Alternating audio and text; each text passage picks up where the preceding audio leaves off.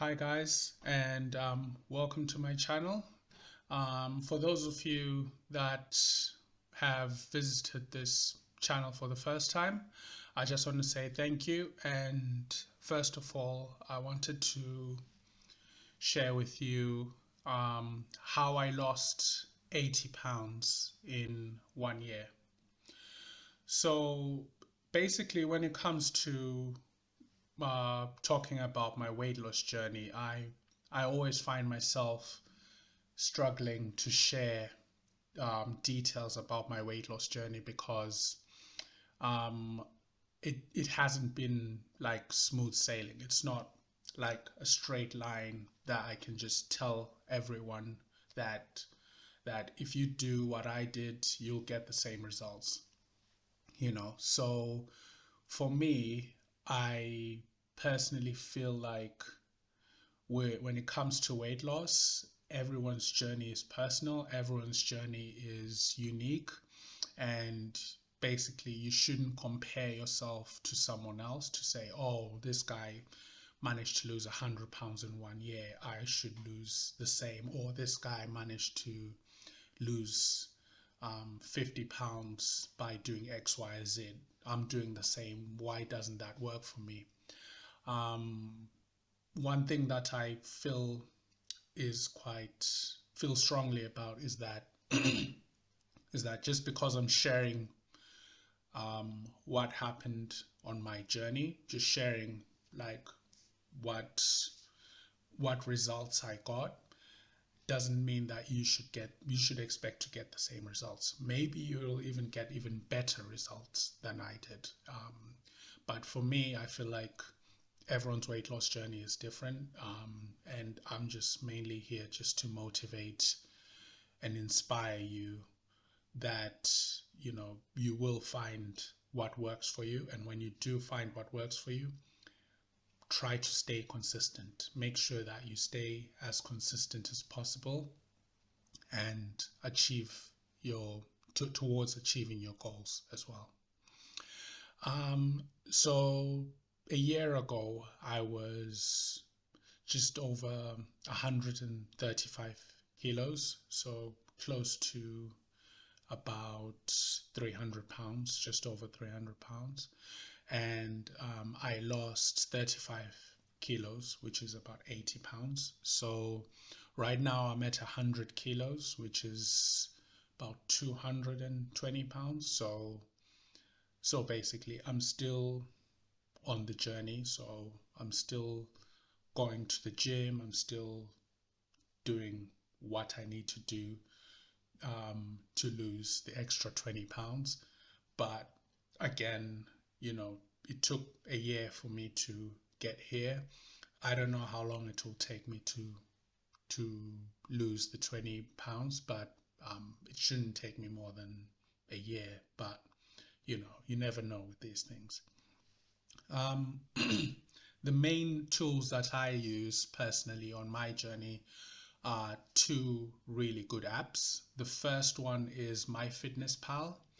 MyFitnessPal is by far the best app for logging your food, logging your calories, um, measuring your weight. So I actually log my weight on a daily basis. So every day I wake up, I take a shower, I go to the bathroom, I step on the scale, and basically whatever the scale says, I just take my phone out and type in what it is. So I log my weight in kilos, in kgs, because I can log point up to 1 decimal point. So if I see a small change in that, I can kind of see the progress on a granular level, basically.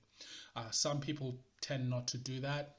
That's totally up to you. But for me, I'm a data motivated person. So usually if I'm presented with some temptation during the day, or someone says, "Oh, would you like a cake, or would you like something to eat?"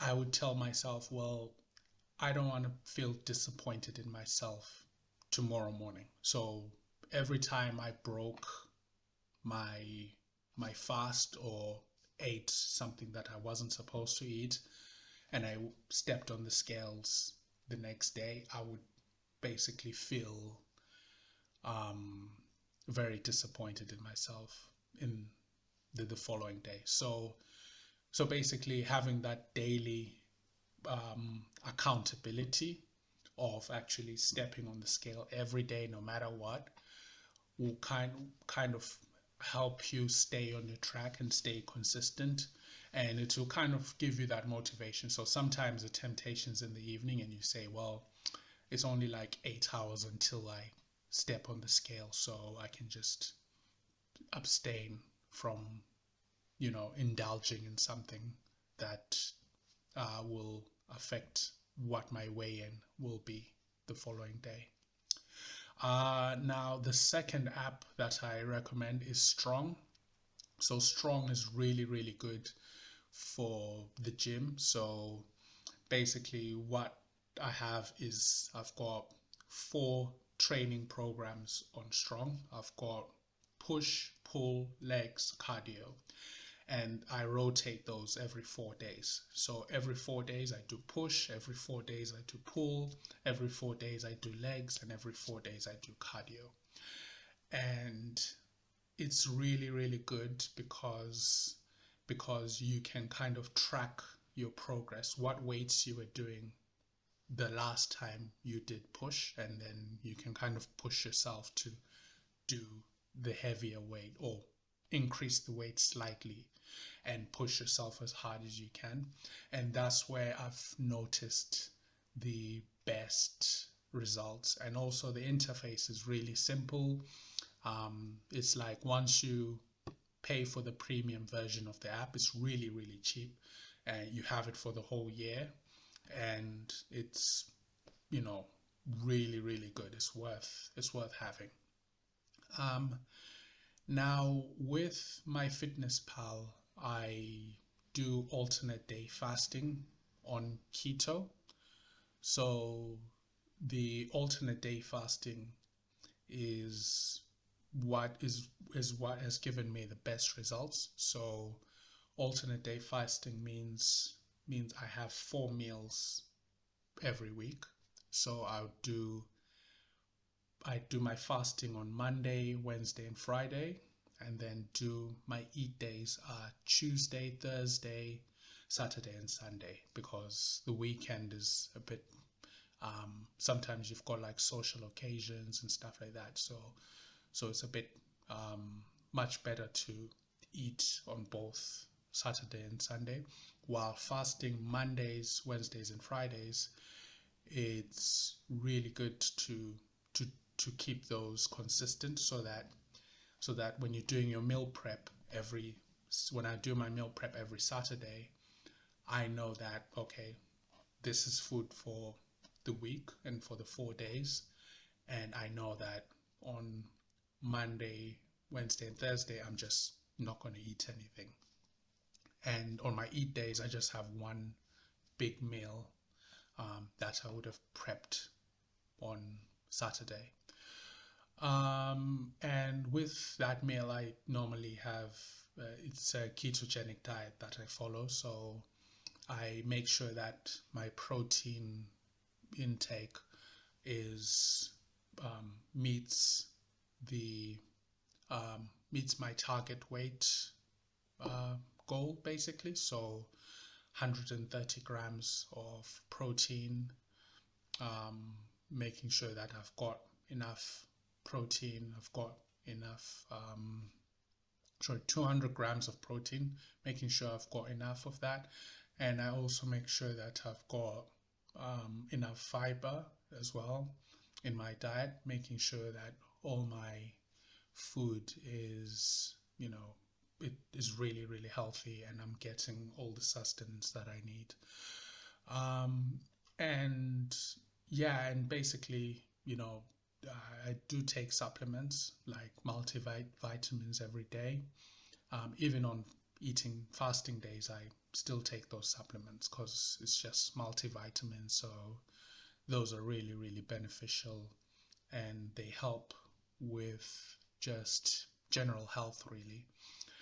Um, One of my main motivations, I would say, is travel. And basically, what happens is whenever I travel, I like to take lots of pictures and like to share, my journeys and everything. And what I found was that sometimes I would literally kind of be too shy to share certain pictures. I'd be like, nah, I'm not sharing this because I'm look too big. You know what I mean? It doesn't look good. It's not flattering and stuff. And that's the main reason why I think I think going out traveling, say once every 3 months, or if you can't afford it, say once every 6 months, or at least once a year, kind of gives you that motivation to be like, you know what, this is what I want. Or if you have an event, a particular event where you're going to meet friends and everything, it kind of helps motivate you um, to make sure that you achieve your goals by a certain time as well.